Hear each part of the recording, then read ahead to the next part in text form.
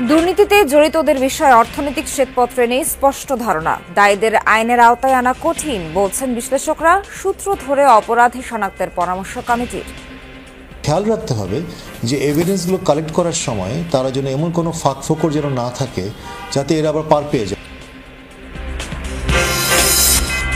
চট্টগ্রামে তেল নিয়ে চলছে তেলেসমাতি। অসাধু ব্যবসায়ীদের কারসাজিতে দোকান থেকে উধাও বোতলজাত সয়াবিন। টিসিবির ট্রাকের সামনে বাড়ছে ভিড়।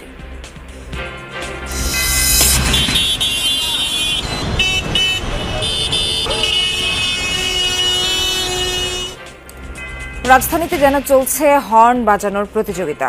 যত্রতত্র রাস্তা পারাপার এবং ট্রাফিক অব্যবস্থাপনাকে দুষছেন চালকরা, নিরুপায় নগরবাসী। অনেক শব্দ দূষণ, খুবই বিরক্তিকর একটা সিচুয়েশন। এই জায়গায় আসলে হর্ন দিয়ে আদৌ কোনো লাভ হবে না, তারপরও দেখা যাচ্ছে হর্ন দিতে থাকে মানুষ। যেই অবস্থা দেই যে হর্ন মানে মাথা মুথা সবাই হয়ে যেতে আসছে। সেন্ট মার্টিন ভ্রমণে মানা হচ্ছে না সরকারের ১৪ ধরনের বিধিনিষেধ। মধ্যরাতেও উচ্চ শব্দে চলে পার্টি হইহুল্লোড়। মিশ্র প্রতিক্রিয়া পর্যটকদের। জীবনের শেষ অন্তিম পর্যায়ে বন্ধু বান্ধবকে পাইছি, এ অনুযায়ী একটু শৃঙ্খলা ভঙ্গ করাই যেতে পারে। বেশিরভাগই দেখা যায় শিক্ষিত মানুষজন নিয়ে আসে, তারা সেভাবে ময়লা আবর্জনা ফেলা বা এগুলো থেকে রেস্ট্রিকশন মানে। এখন যদি ওপেন করেছে সেই ক্ষেত্রে ট্যুরিস্টদের ফ্যাসিলিটি দিতে হবে। বাজারে যেতে পারবে না মহিলারা, টুঙ্গিপাড়ায় তালেবানি ফতোয়া শিরোনামে ভারতীয় গণমাধ্যমে অপপ্রচার। নেত্রকোনার আশ্রমে দুর্ঘটনার খবরকে বলা হলো অগ্নিসংযোগ। বাগেরহাটে আশঙ্কাজনক হারে কমেছে আমনের আবাদ। জলাবদ্ধতা, লবণাক্ততাকে দুষছেন বিশেষজ্ঞরা। খাল খনন, স্লুইস গেট সংস্কারের পরামর্শ।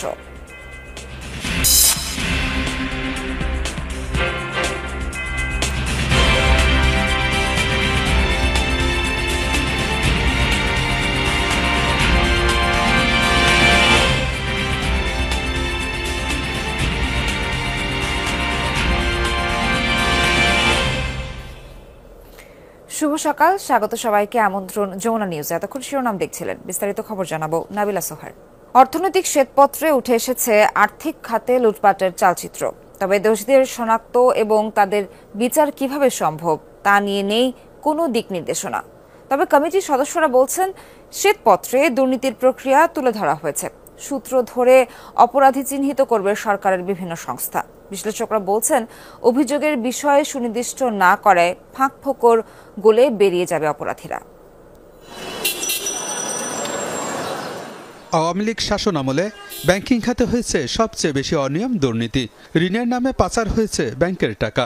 আর্থিক অনিয়ম, দুর্নীতি ও লুটপাট নিয়ে প্রকাশিত শ্বেতপত্রেও উঠে এসেছে সেই চিত্র। এতে উল্লেখ করা হয় ব্যাংকিং খাতে দুর্দশাগ্রস্ত ঋণের পরিমাণ প্রায় ৭ লাখ কোটি টাকা। শ্বেতপত্র প্রণয়ন কমিটির পক্ষ থেকে বলা হয় স্বল্প সময়ে ব্যাংক লুটপাটের প্রক্রিয়া তুলে ধরা হয়েছে। গভীরভাবে খতিয়ে দেখা গেলে বেরিয়ে আসবে আরও ভয়াবহ অনিয়ম। আমরা চেষ্টা করেছি যতটুকু সম্ভব যে প্রক্রিয়ার মাধ্যমে লুটপাটগুলো হয়েছে সেই প্রক্রিয়াটাকে সামনে আনা, এবং যারা এর জন্য দায়ী তাদের কিছু বিষয় আমরা সামনে আনলেও গভীরভাবে বিষয়গুলো খতিয়ে দেখার দায়িত্ব কিন্তু সরকারের যে বিভিন্ন প্রতিষ্ঠানগুলো আছে তাদের, কারণ এইসব জায়গায় অনেক ফরেন্সিক এভিডেন্স দরকার। আমি মনে করি যে শ্বেতপত্রের যে দায়িত্ব ছিল সেই কাজটা আমরা করেছি। আমরা বিষয়গুলোকে সামনে তুলে এনেছি খুবই অর্গানাইজডভাবে এবং খুব একটা বলা যায় যে সামগ্রিক একটা চিত্র তুলে ধরার চেষ্টা করেছি। অনিয়ম এবং দুর্নীতির চিত্র তুলে ধরা হলেও জড়িতদের বিষয়ে শ্বেতপত্রে নেই স্পষ্ট ধারণা। তাই দায়ীদের আইনের আওতায় আনা কঠিন হবে বলে মনে করেন বিশ্লেষকরা। যে শুধুমাত্র দুর্নীতি হয়েছে অতটুকু বললে তো হবে না, অতটুকু বললে তো আপনি শাস্তিরও বিধান করতে পারবেন না।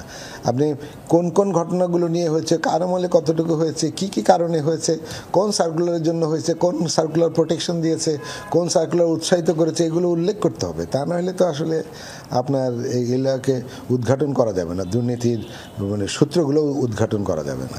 শ্বেতপত্রের সূত্র ধরে সরকারের বিভিন্ন সংস্থা তদন্তে নামলে দায়ীদের চিহ্নিত করা সহজ হবে। এখন সরকার কতটা গুরুত্বের সাথে বিষয়টি নিচ্ছে তার উপর নির্ভর করছে শ্বেতপত্রের সফলতা। যারা এইসব বিষয়ে দায়ী তাদের বিরুদ্ধে অভিযোগ গঠন করা, মামলা করা, তাদের ব্যাপারে পুরো প্রমাণপত্রগুলো তৈরি করা, ফাইলের যে কেসের জন্য যে ফাইলগুলো, এভিডেন্সগুলো যেগুলো কালেক্ট করতে হয়, এই পুরো প্রক্রিয়াটা করতে যে ধরনের দক্ষতা, যে ধরনের এক্সপার্ট এবং যে ধরনের ডিপার্টমেন্টের যে অভিজ্ঞতাগুলো দরকার সেগুলো কিন্তু সরকারি বিভিন্ন দপ্তরে আছে। খেয়াল রাখতে হবে যে এভিডেন্সগুলো কালেক্ট করার সময় তারা যেন এমন কোনো ফাঁকফোকর যেন না থাকে যাতে এরা আবার পার পেয়ে যায়। পরিবর্তিত এই সময়ে আর্থিক খাতের অনিয়ম বন্ধে কার্যকর উদ্যোগ নিতে হবে, তা না হলে অর্থনীতির ভিত্তি টেকসই করা কঠিন হবে। আলমগীর হোসেন, যমুনা নিউজ, ঢাকা। সয়াবিন তেল নিয়ে তেলেসমাতি কারবার চট্টগ্রামে। দোকান থেকে বোতলজাত সয়াবিন রীতিমতো উধাও। এ অবস্থায় খোলা তেলের চাহিদা বেড়ে যাওয়ায় সুযোগ নিচ্ছে অসাধু ব্যবসায়ীরা। বিপাকে পড়া সীমিত আয়ের মানুষ ভিড় করছেন টিসিবির ট্রাকের সামনে। চট্টগ্রামে মুদি দোকানের সয়াবিন তেলের বেশিরভাগ তাক খালি পড়ে আছে কয়েকদিন ধরে। সরিষার তেল মিললেও রীতিমতো উধাও বোতলজাত সয়াবিন। খুঁজলে 5 লিটারের কিছু বোতল পাওয়া যায়, কিন্তু 1, 2 ও 3 লিটারের বোতল যেন সোনার হরিণ। এ সুযোগে খোলা সয়াবিনের দাম লিটার প্রতি 20 থেকে 25 টাকা বেড়ে বিক্রি হচ্ছে 190 টাকায়। দাম বেড়ে যাওয়ায় সরবরাহ কমিয়ে দিয়েছে উৎপাদনকারী প্রতিষ্ঠান। খোলা তেল না পাওয়ার কারণে বোতলজাতের উপর চাপ পড়ছে। এখন বোতলজাত আবার ডেলিভারি নেই। কোনো কোম্পানির কাছে 1 লিটার 2 লিটার আছে, কিন্তু 5 লিটার কোনো কোম্পানির কাছে নেই। মনে করেন 6 কার্টন অর্ডার দিছি, তাহলে 2 কার্টন 3 কার্টন এতটুকু। বাজারে গিয়ে বোতলজাত তেল না পেয়ে খোলা তেল কিনতে বাধ্য হচ্ছেন ক্রেতারা। 5 লিটার রেগুলেটরকে আপনার প্রাইসটা করে রিপেয়ারিং করে ওরা নতুন করে প্রাইস দিয়ে দিচ্ছে, আর অ্যাভেলেবেল দোকানে পাওয়া যাচ্ছে না। আদার মনিটরিংটা কমে গেছে এখন, ওই জন্য দামটা কি লাফাই বাড়াই নিতেছে এরা। এজন্য ডলারের মূল্য এবং আন্তর্জাতিক বাজারে তেলের মূল্য বৃদ্ধিকে দুষছেন খাতুনগঞ্জের ডিলাররা। লোকসান ঠেকাতে মিলাররাও কমিয়েছে সরবরাহ। খোলা বাজারে রেট বেশি, বোতলের রেট কম। এটা আরো চাইতে বোতলের রেট বাড়ানোর জন্য মিল মালিকেরা। ন্যাশনাল বিশ্ববাজারে তেলের বাজার বাড়তি ছিল হিসেবে এখানে তেলের বাজারটা বাড়তি ছিল। ওদের সাপ্লাই বদ্ধ, ওদের কাছে মাল ছিল কম, যার জন্য মার্কেটে একটা ক্রাইসিস হয়েছে। উপায় না দেখে তেলের জন্য সীমিত আয়ের মানুষের লাইন এখন টিসিবির ট্রাকের সামনে। সেখানেও চাহিদার তুলনায় সরবরাহ কম। বাজারে তেলের অনেক সংকট। 5 লিটার তেলের জন্য গেছি, তেলও পাচ্ছি না। আমরা এখানে কষ্ট করে লাইন ধরে 6টা বাজার লাইন দিয়ে নিয়ে যাই। একটা পয়েন্টে 400 জন যদি মাল দেওয়া হয়, প্রতি পয়েন্টে 1800 এরকম করে মাল দাঁড়াচ্ছে। আল আমিন শিকদার, যমুনা নিউজ, চট্টগ্রাম। যারা রাজধানীর রাস্তায় অহরহ হর্ন বাজিয়ে যাচ্ছেন তারা আসলে কতটা সচেতন? নিজের ক্ষতি তো করছেনই, হর্নে অতিষ্ঠ মানুষের ক্ষতির বিষয়ে বা তাদের ভাষ্য কি জানাবেন সহকর্মী ফারহানা নান্সি। কারো যেন 10 সেকেন্ড ধৈর্য ধরার সময় নেই। রাজধানী জুড়ে কারণে অকারণে হর্ন বাজানো এখন স্বাভাবিক নিত্য ঘটনা। চালকদের অবশ্য আছে নানা যুক্তি। যত্রতত্র রাস্তা পারাপার আর ট্রাফিক অব্যবস্থাপনাকে দুষছেন তারা। ঠেকায় পুরা বাজাই কেন, পরিস্থিতি শিকার। আমার দেহে দিয়ে আবার একজনে বাজাইছে, আবার ওর দেহে দিয়ে আবার আরেকজন বাজাইছে। এই যে মানুষজন যেতে সামনে খাড়ায় রয়েছে, আপনার রিক্সায় মনে করেন যে যেতে চায় না, তো হরেন দিয়ে আর কি বামে চাপাইলো। গাড়ি যায় না, ব্রেক করে বোধহয়। বাঙালি কোনোদিনও কাজ হবে না, মামলা দিতে হবে বেশি করে। অনেকেই জানেন শব্দ দূষণে নিজেরও ক্ষতি হচ্ছে, তবু কখনো অকারণে কখনো স্বভাবজাতভাবে চালকরা হর্ন দিয়েই যাচ্ছেন। আমরা যে হর্নটা ইউজ করি এটা হলো ব্রেনের সমস্যা, কথা বলছেন।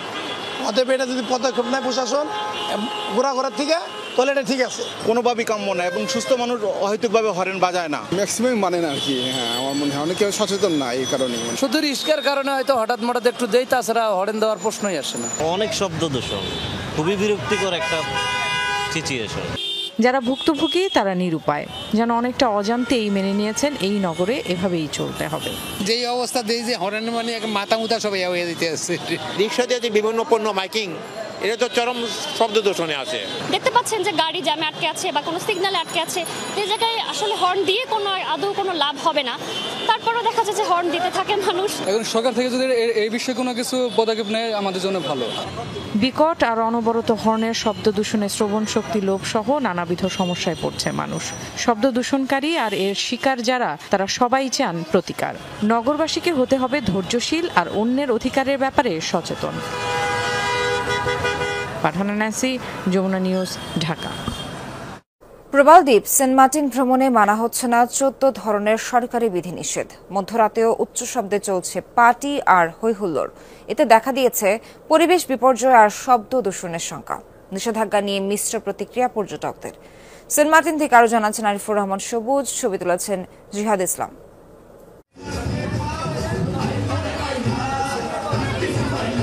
মধ্যরাত পুরো দ্বীপ যখন ঘুমিয়ে তখন এভাবেই সাউন্ড বক্সে উচ্চ স্বরে গান বাজিয়ে হই হুল্লোড় চলছে বিশ্ববিদ্যালয়ের একদল শিক্ষার্থীর। রাতের সৈকতে জনসমাগম কিংবা হইচইয়ের বিধিনিষেধের বিষয়ে জানা আছে এই শিক্ষার্থীদের সবারই, কিন্তু কে শোনে কার কথা। আমরা মানুষ নিষিদ্ধের প্রতি টান থাকে, আমরা কতটা মনে করতেছি না হই হুল্লোড় আমরা এখানে করে ফেলতেছি, হয়তোবা একটা আদেশ অমান্য করতেছি, কিন্তু জীবনের শেষ অন্তিম পর্যায়ে বন্ধু বান্ধবকে পাইছি, এ অনুযায়ী একটু শৃঙ্খলা ভঙ্গ করাই যেতে পারে। পরিবেশ উপদেষ্টা সেন্ট মার্টিন নিয়ে পরিবেশের অনেক কনসার্ন দেখাচ্ছেন, তো সেই ক্ষেত্রে আমরা পরিবেশটা যেন রক্ষা করতে পারি, কোনো দূষণ না করি, সেজন্য আমরা হই হুল্লোড় যা করার রিসোর্টের মধ্যে করছি। বিধিনিষেধ তো অবশ্যই অনেক বেশি মানার চেষ্টা করতেছে সবাই, আর যেহেতু অনেক একটা লম্বা সময় গ্যাপ ছিল, অফ ছিল, তো আসার পর দেখতেছি সবকিছু অনেক বেশি পরিষ্কার পরিচ্ছন্ন, তো এসে সত্যি অনেক বেশি ভালো লাগতেছে। বেশিরভাগই দেখা যায় শিক্ষিত মানুষজনই আসে, তারা সেভাবে ময়লা আবর্জনা ফেলা বা এগুলো থেকে রেস্ট্রিকশন মানে, তো অতটা বিধিনিষেধের দরকার নাই। আর দেখা যাচ্ছে এখানে অফ রাখলে মানে অনেক অসুবিধা হচ্ছে এখানকার লোকজনের জন্য।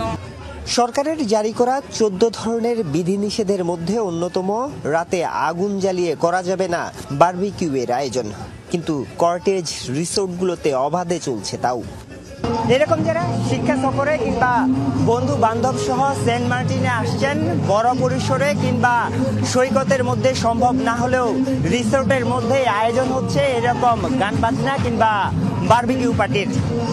নানা প্রতিবন্ধকতার কারণে এসবে তেমন নজরদারিও নেই প্রশাসনের। এমন হই হুল্লায় রাত পেরিয়ে ভোর, দ্বীপের সূর্য যেন হাতছানি দিয়ে ডাক দিয়ে যায় সৌন্দর্য পিপাসুদের।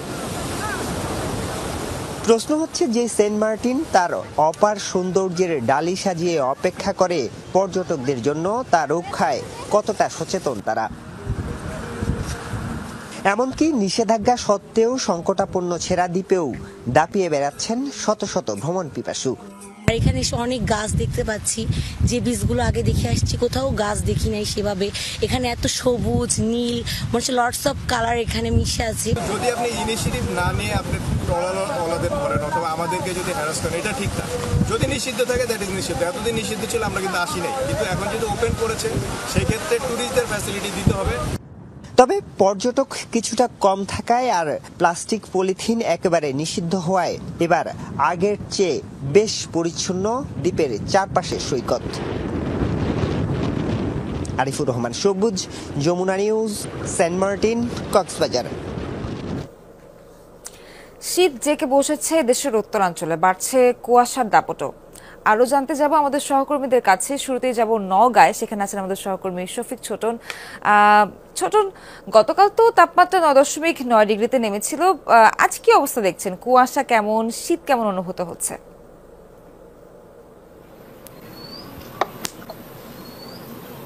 না আসবে না ভাই, সমস্যা নাই, আমি আসছি ওই একটা সমস্যা হয়েছিল এই জন্য। আজকে কুয়াশার দাপটটা বেশি, যদিও শীতের যে তীব্রতা সেটি কালকের মতোই অনুভূত হচ্ছে, কিন্তু আবহাওয়া অফিস যেটি বলছে যে গতকাল 9.9 ডিগ্রি সেলসিয়াস ছিল, আজকে অবশ্য 10.6 ডিগ্রি সেলসিয়াস রেকর্ড হয়েছে সকাল 8টায়। কিন্তু আজকে যে পরিমাণ কুয়াশা পড়েছে তাতে করে এই মৌসুমের সবচেয়ে বেশি কুয়াশাচ্ছন্ন প্রকৃতি আমরা আজকে দেখতে পাচ্ছি। রাস্তাঘাটে মানুষজনের সংখ্যা খুবই কম, যদিও বা সকালে একেবারে যাদের প্রয়োজন আছে তারাই ঘর থেকে বের হয়েছেন, কিন্তু বের হয়ে এ ধরনের বিরূপ প্রকৃতি তাদেরকে মুখোমুখি হতে হয়েছে। এবং দূরপাল্লার গাড়ি সহ যে যানবাহনগুলো যাতায়াত করছে রাস্তাঘাটে, সেগুলো কিন্তু আমরা দেখছি যে হেডলাইট জ্বালিয়ে তাদেরকে যাতায়াত করতে হচ্ছে। এবং অনেকটা দূরপাল্লার গাড়ির যারা যাত্রী আছেন বা যারা চালক আছেন তারা বলছেন যে সময় বেশি লাগছে, অর্থাৎ ঢাকা, চট্টগ্রাম, খুলনা থেকে যে যাত্রীবাহী বাসগুলো আসে বা পণ্যবাহী ট্রাকগুলো এই রাস্তা দিয়ে চলাচল করছে, তাদের সঙ্গে আমাদের কথা হয়েছে। তারা বলছেন যে যেখানে 1 ঘন্টার পথ সেখানে 2 ঘন্টা লেগে যাচ্ছে, অর্থাৎ দ্বিগুণ সময় লেগে যাচ্ছে এমনটি অবস্থা।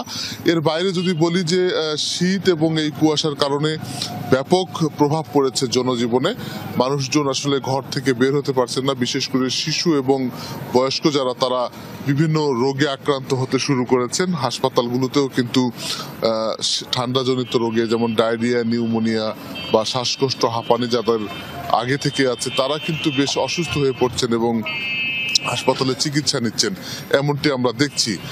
আরেকটি কথা বলে রাখি যে উত্তরাঞ্চলে প্রতি বছরই আসলে এই ধরনের হাড় কাঁপানো শীত জেঁকে বসে, কিন্তু এর বিপরীতে যে পরিমাণ শীতবস্ত্র, অর্থাৎ ছিন্নমূল, খেটে খাওয়া বা দরিদ্র মানুষের জন্য যে পরিমাণ শীতবস্ত্রের দরকার, সেই পরিমাণ শীতবস্ত্র আসলে বিতরণ করা হয় না বা সেইটি স্থানীয় বাসিন্দারা পান না। যার কারণে স্থানীয় লোকজন বলছেন যে এবছর আরো হয়তো বা সামনের দিনে, বিশেষ করে অগ্রহায়ণের পর পৌষ মাস আছে, তারপরে পরবর্তীতে যে মাসগুলো আছে সেগুলো আসলে আগামী 3 মাস এই তীব্রতা থাকবে। যার কারণে শীতবস্ত্রের ব্যাপক চাহিদা রয়েছে। স্থানীয়দের দাবি সরকারিভাবে এই চাহিদা মেটানো হোক এবং শীতবস্ত্র বিতরণ করা হোক। পাশাপাশি ছিন্নমূল, খেটে খাওয়া বা একেবারে শ্রমজীবী মানুষ যারা, তারা কিন্তু এই শীতের কারণে ঘর থেকে বের হতে পারেন না এবং বিভিন্ন রোগে আক্রান্ত হন। ছোট ধন্যবাদ আপনাকে। একটু ভিন্ন প্রসঙ্গে জামালপুরের সাগর ফরাজির কাছে যেতে চাই। জামালপুরের কৃষি জমিগুলোতে এখন সরিষা ফুলের সমারোহ, পাশেই মধু উৎপাদনের খাঁচা বসিয়েছেন চাষিরা। এই বিষয়ে আপনার কাছে জানতে চাই সাগর, সরিষা ফলনের পাশাপাশি মৌ চাষে কতটা লাভবান হচ্ছেন চাষিরা আর কি বলছেন তারা? সোহার, দেখুন, সরিষার পাশাপাশি মধু চাষ এটি কিন্তু এখন ব্যাপক জনপ্রিয় হয়েছে জামালপুরে, তথা জামালপুর নয়, সারা বাংলাদেশে জামালপুরে একটু বেশি হয়ে থাকে, কারণ জামালপুরে সরিষা চাষ বেশি হয়ে থাকে।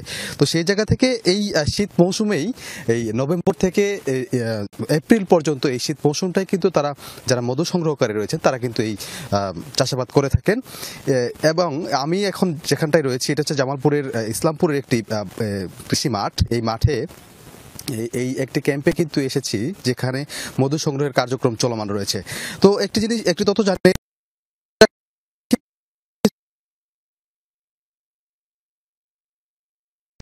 50,000 হেক্টর এর উপরে জমি। আর এই যে সরিষার যে বক্সগুলো রয়েছে, মধুর বক্স, এগুলো কিন্তু 5,000-এর বেশি বক্স বসার কথা রয়েছে, আমাদেরকে জানানো হয়েছে কৃষি অধিদপ্তর থেকে। সব মিলে আসলে জামালপুরে যে সরিষা আবাদ এবং পাশাপাশি যে মধুর যে পাওয়ার যে সম্ভাবনা, খাঁটি মধু, এটি কিন্তু হয়ে থাকে এখান থেকেই। তো এই জায়গা থেকে এই শীত মৌসুমে এখন কিন্তু একটু কুয়াশা, এ কারণে যে মৌমাছি যে রয়েছে সেটির ভনভনানি আওয়াজ, শব্দ কিন্তু আমরা এখনো শুনতে পাচ্ছি না। তবে বেলা বাড়ার সাথে সাথে কিন্তু তারা বেরিয়ে কিন্তু মধু সংগ্রহ করতে যাবে। তো সোহার, সব মিলে জামালপুরের মধু সংগ্রহের যে তথ্য এই ছিল আমার কাছে। এখন একটি বিষয় আমরা লক্ষ্য করি যে এই শীত মৌসুমে কিন্তু আসলে মধুর চাহিদাটাও বেশি থাকে।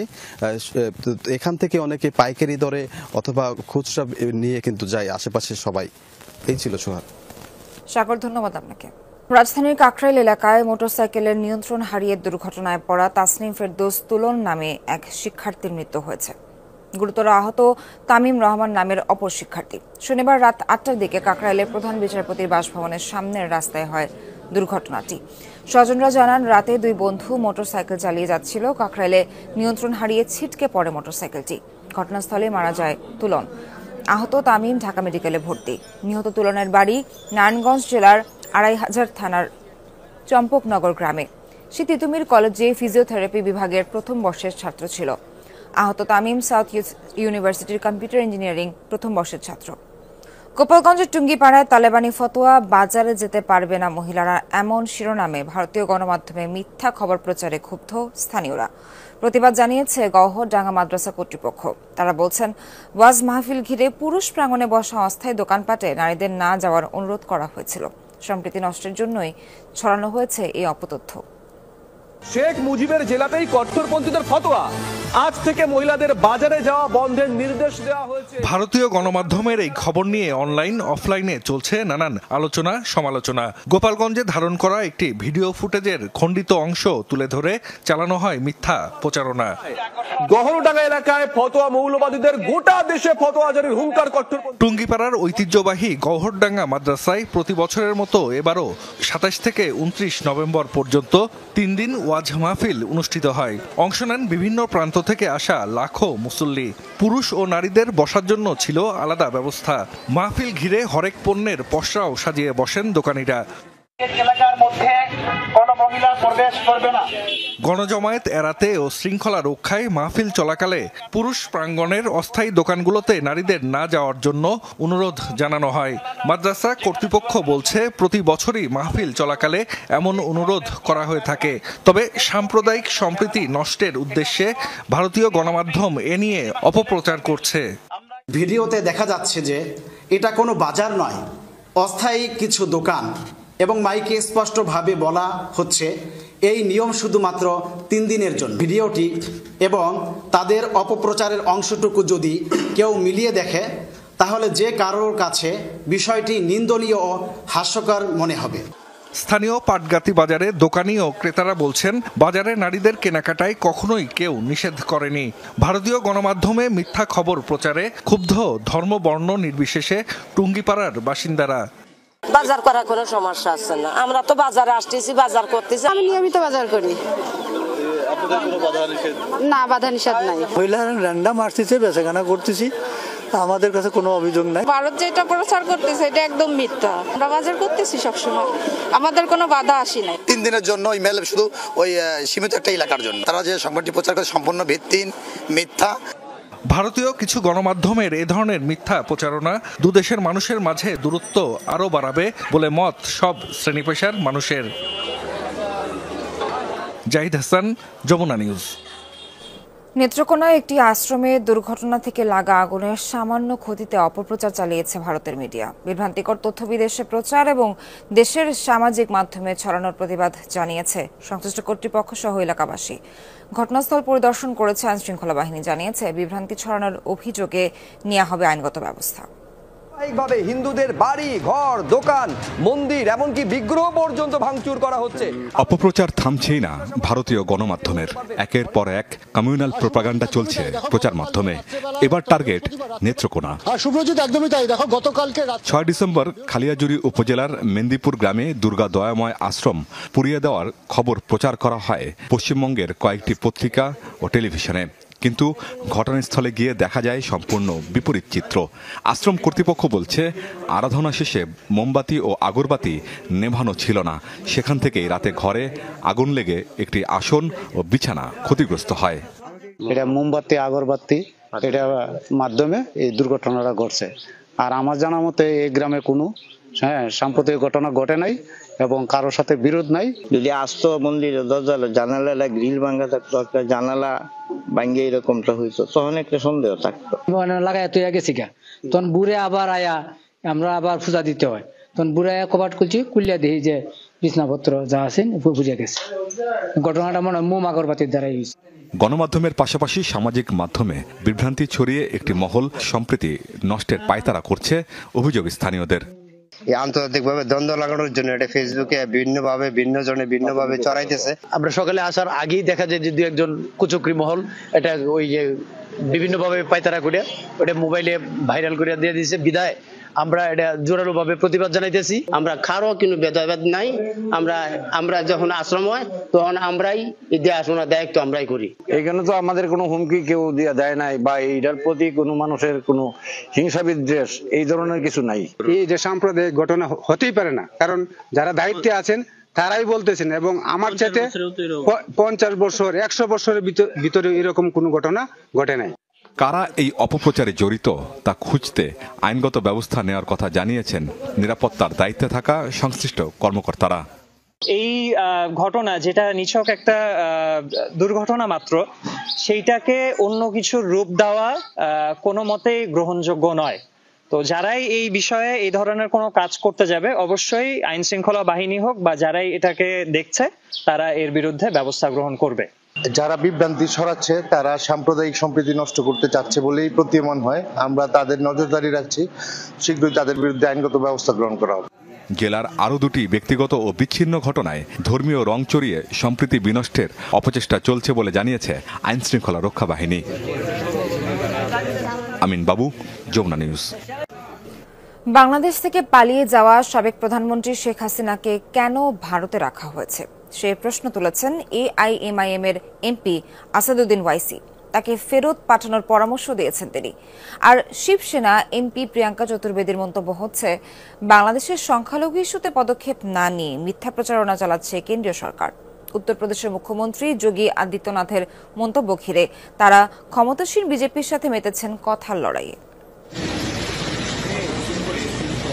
গেল 5 আগস্ট অভ্যুত্থানের পর থেকে বাংলাদেশ বিরোধী বিভিন্ন কল্পকাহিনীতে সরব ভারতীয় গণমাধ্যম। এতে যোগ দিয়েছেন দেশটির বিভিন্ন দলের রাজনীতিবিদরাও। কথিত সংখ্যালঘু নির্যাতন নিয়ে গালগল্পের ধারাবাহিকতায় যোগ দিয়েছেন উত্তরপ্রদেশের বিতর্কিত মুখ্যমন্ত্রী যোগী আদিত্যনাথ। উত্তরপ্রদেশ রাজ্যকে মুখ্যমন্ত্রী কে রূপ মে অযোধ্যায় দেয়া ভাষণে বিজেপির কট্টর এই নেতা বলেন, পৃথিবীতে এখনো ঘুরে বেড়াচ্ছে পাকিস্তানের জনক জিন্নার প্রেতাত্মা। দেশটির সাম্ভাল এবং অযোধ্যার সংঘাতের ঘটনার সাথে তুলনা করেন বাংলাদেশের পরিস্থিতিকে। প্রতিবেশী দেশটিতে আমাদের শত্রুরা কি করে চলেছে দেখুন। অযোধ্যা, সাম্ভাল ও বাংলাদেশে অশান্তি সৃষ্টিকারীদের জিন একই। বিরোধী রাজনীতিবিদরা বলছেন, প্রেক্ষাপট সম্পূর্ণ ভিন্ন হলেও ক্ষমতার স্বার্থে দুদেশের বিষয়কে এক করতে চাচ্ছে বিজেপি। और क्यों बीजेपी सरकार वो डिपोज्ड लीडर को यहाँ पर भारत में अपने पास रखी, भिजा दीजिए वापस उसको। ভারতের সংখ্যালঘু আর বাংলাদেশের সংখ্যালঘু পরিস্থিতি এক নয়। আদিত্যনাথ কেন এই দুই বিষয়কে একসাথে করছেন? বাংলাদেশে সহিংসতা হলে তার দায় কি ভারতের সংখ্যালঘুদের? তাহলে কেন্দ্রীয় সরকার কেন বাংলাদেশের পালিয়ে আসা নেত্রীকে আশ্রয় দিল? তাকে পাঠিয়ে দেয়া হোক নিজ দেশে। বাংলাদেশের সংখ্যালঘু ইস্যু নিয়ে ভারতে রাজনীতি করছে মোদী সরকার, এমন অভিযোগ শিবসেনা এমপিরও। তবে প্রিয়াঙ্কা চতুর্বেদী বলছেন, কার্যকর পদক্ষেপ না নিয়ে মিথ্যা প্রচারণার কথা। বাংলাদেশে সৃষ্টির সাথে সাথে জিন্নাহর তত্ত্ব ও আদর্শ ধ্বংস হয়ে গেছে। তাই এই প্রসঙ্গ নিয়ে কথা বলা ভণ্ডামি ছাড়া আর কিছুই নয়। আগেও অনুপ্রবেশ ইস্যুতে বাংলাদেশ নিয়ে বিতর্কিত মন্তব্য করে সমালোচনার মুখে পড়েন উত্তরপ্রদেশের মুখ্যমন্ত্রী। মীর মুশফিকা হাসান, যমুনা নিউজ। 2 দশকের ব্যবধানে বাগেরহাটে এমন মৌসুমে আবাদ কমেছে 35,000 হেক্টর জমিতে। বিশেষজ্ঞরা বলছেন, জলবায়ুর প্রভাব আর মাটিতে লবণাক্ততা বেড়ে যাওয়াই মূল কারণ। খাল খনন ও স্লুইস গেট সংস্কারের পরামর্শ দিচ্ছে তারা। পাশাপাশি উৎপাদনের ঘাটতি মেটাতে কৃষকদের উচ্চ ফলনশীল জাতের ধান আবাদে উৎসাহ দিচ্ছে কৃষি বিভাগ। যতদূর চোখ যায় শুধুই সবুজের প্রাচীর বেষ্টিত মাছের ঘের। দেখে বোঝার উপায় নেই, অগ্রহায়ণ ও পৌষ মাসে এখানেই একসময় আবাদ হতো সোনালী আমনের। দক্ষিণ পশ্চিমের জেলা বাগেরহাটে আশঙ্কাজনক হারে কমছে আমন আবাদ। কৃষি বিভাগের তথ্য মতে, যেখানে 2004 সালে জেলায় আমনের আবাদ হয়েছে 1,08,680 হেক্টর জমিতে, সেখানে 2023 সালে জমির পরিমাণ কমে দাঁড়িয়েছে 73,186 হেক্টরে। আমাদের বিভিন্ন ফসলের আবাদ অনেকাংশে কমে গেছে। যেমন আমাদের রোপা আমন আবাদ, যেটি আমাদের 2004 সালে ছিল 1,08,000 হেক্টরের মতো, সেটি নেমে 73,000 হেক্টরে নেমে এসেছে। বিশেষজ্ঞরা বলছেন, জলবায়ুর বিরূপ প্রভাবে দিন দিন পানির উচ্চতা বেড়ে যাওয়ার কারণে মাটিতে বেড়েছে লবণাক্ততা। কিছু কিছু এলাকায় পিএইচ লেভেল ছাড়িয়েছে 7 কোটা। এছাড়া জলাবদ্ধতা ও অতিরিক্ত সার কীটনাশক ব্যবহারও কমিয়ে দিয়েছে মাটির গুণাগুণ। 5 থেকে 10 বছর আগে যতটুকু অঞ্চল প্রতিদিনের জোয়ার ভাটায় প্লাবিত হতো, এখন দেখা যাচ্ছে যে তার থেকে অনেক বেশি আবাদি জমি প্রতিদিনের জোয়ার ভাটায় প্লাবিত হয়। ফলে মাটিতে লবণাক্ততার পরিমাণ বেড়েছে, সুপেয় পানির পরিমাণ কমেছে। কৃষকরা বলছেন, শুধু আমন নয়, আবাদ কমেছে নারিকেল, সুপারি সহ অন্যান্য ফসলেরও। লবণ পানি আসার কারণে ধানের বীজও দেওয়া যায় না, আর মাটিও যায় না, মাটি নষ্ট হয়ে যাচ্ছে, যার কারণে নারকেল হচ্ছে না। যে আমন ধানটা যে টাইমটা হয়, ওই টাইমটা লবণ চলে আসে, এই কারণে ধানটা হয় না। সংশ্লিষ্ট কর্মকর্তারা বলছেন, খাল খনন, স্লুইস গেট সংস্কার ও বোরো আমনের মৌসুমে উচ্চ ফলনশীল জাতের চাষাবাদের ফলে বাড়তে পারে উৎপাদন। আমরা এটা ওভারকাম করার চেষ্টা করছি আমাদের কিছু কিছু হাইব্রিড জাত দিয়ে, উচ্চ ফলনশীল জাত বা আমাদের উপসি যে জাতগুলো আছে এটা দিয়ে আমরা উৎপাদনের কভার করার চেষ্টা করছি এবং এই বিষয়ে আমরা চেষ্টা করছি আরও ভবিষ্যতে যাতে আমাদের খালগুলো খনন করে এবং স্লুইস গেটগুলো যাতে আমরা সংস্কার করতে পারি, তাইলে আমাদের আমনের পাশাপাশি বোরো মৌসুমে আমাদের আবাদ বৃদ্ধি পাবে। জেলায় প্রতি বছর ধানের চাহিদা রয়েছে 3,41,265 metric ton. Zarin অর্নি, Jamuna news. চাঁদপুরের ফরিদগঞ্জে কমপক্ষে 50,000 মানুষের গলার কাটা কাটকাখালী ব্রিজ। দুর্ঘটনার ঝুঁকি নিয়ে চলাচল করছে বিভিন্ন পরিবহন ও পথচারীরা। ভারী যানবাহন পারাপার বন্ধ থাকায় হালকা গাড়ি উঠলেও কেঁপে ওঠে সেতুটি। দ্রুততম সময়ে ব্যবস্থা নেওয়ার আশ্বাস কর্তৃপক্ষের। রেলিংয়ের বেশিরভাগ জায়গা ভেঙেছে বহুদিন আগে, তৈরি হয়েছে ছোট বড় গর্ত। কাঠের পাটাতন বিছিয়ে কোনো রকমে চলতে হয় চাঁদপুরের কাটাখালী ব্রিজ দিয়ে। 3 দশক আগে নির্মিত ব্রিজটির জীর্ণদশার সংস্কারও হয়নি দীর্ঘদিন। ফরিদগঞ্জ রামপুর সড়কে ডাকাতিয়া নদীর উপর নির্মিত হয় কাটাখালী ব্রিজ। গুরুত্বপূর্ণ আঞ্চলিক এই পথে প্রতিদিন 1.5 লক্ষ মানুষের চলাচল। আতঙ্ক আর উদ্বেগ নিয়েই ব্রিজটি অতিক্রম করতে হয় যাত্রী চালকদের। যে কোনো সময় বড় দুর্ঘটনারও শঙ্কা তাদের।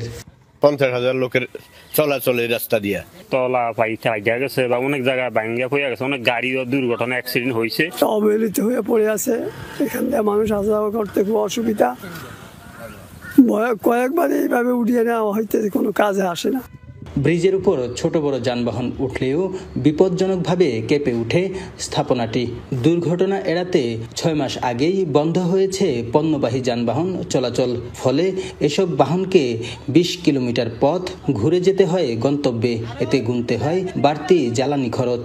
এদিকে না যাওয়ার গতিতে আমরা এদিক দিয়া 10-12 কিলো রাস্তা ঘুরে যাইতে হয়। দেখেন আমি ব্রিজটা দিয়ে আসছি, একটা রিস্ক যদি আমি পড়ে যাই, এমন একটা অবস্থা যে জনবহুল বহুত একটা সমস্যার মধ্যে আছে। এটার জন্য বহুবার লোক আসছে, লোক যাইতেছে, কিন্তু কোনো কাজ হচ্ছে না। দ্রুত টেন্ডার প্রক্রিয়া শেষে নতুন নকশায় সেতু নির্মাণ কাজ শুরুর কথা জানিয়েছেন এলজিইডি কর্মকর্তা।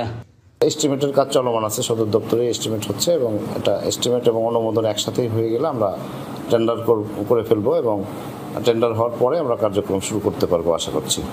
শুধু আশ্বাস নয়, দ্রুত সেতু নির্মাণের দাবি স্থানীয়দের। কাদের পলাশ, যমুনা নিউজ, চাঁদপুর। ধলেশ্বরীর ভাঙনে দিশেহারা টাঙ্গাইল সদরের কয়েকটি এলাকার মানুষ। এরই মধ্যে বিলীন শতাধিক বাড়িঘর, ঝুঁকিতে নানা স্থাপনা, ফসলি জমি। স্থানীয়রা বলছেন, নদীর পানি কমার সাথে নির্বিচারে বালু উত্তোলনের কারণে বেড়েছে ভাঙনের তীব্রতা।